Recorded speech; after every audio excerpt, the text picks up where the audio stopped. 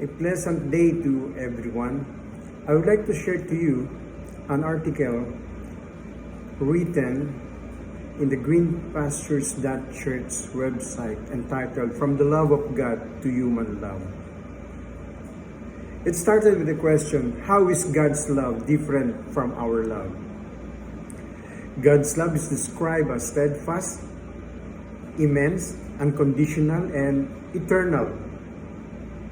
In the Old Testament, the Hebrew word hesed often translates to God's loving kindness or covenantal love, emphasizing His faithfulness and mercy.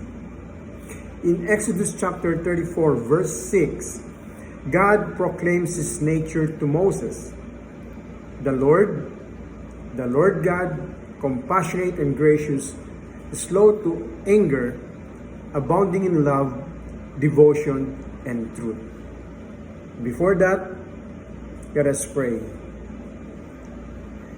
Lord Jesus, we continue to acknowledge your presence, and we believe, Lord, that as we continue to study your word in this very little time, we would like to lift everything to you, Lord.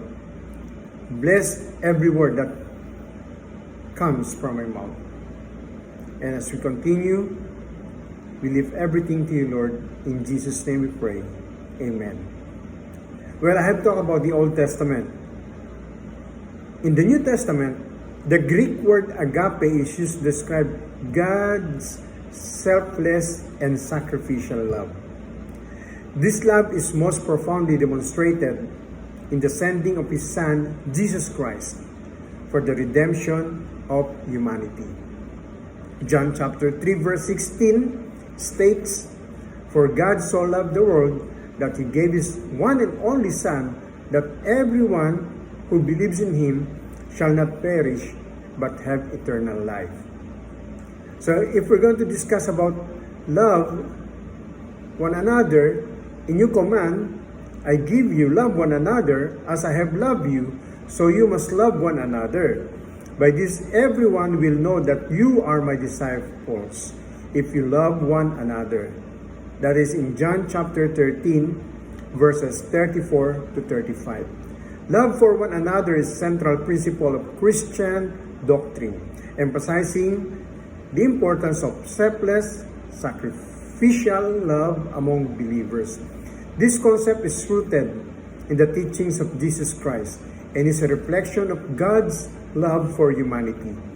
It is considered a hallmark of true discipleship and a testament to the transformative power of the gospel. God's love serves as the model for human relationships. Believers are called to love one another as Christ loved them. John chapter 13 verse 34. This love is characterized by selfless forgiveness and service as outlined in the 1 Corinthians chapter 13 verses 4 to 7. Let us pray. Heavenly Father, we continue to acknowledge the presence of your Holy Spirit, and with the leading of your Holy Spirit, bless the word that I have shared to everyone. This we pray in the name of the Father, and of the Son, and of the Holy Spirit. Amen. Have a great day. God bless us all, always.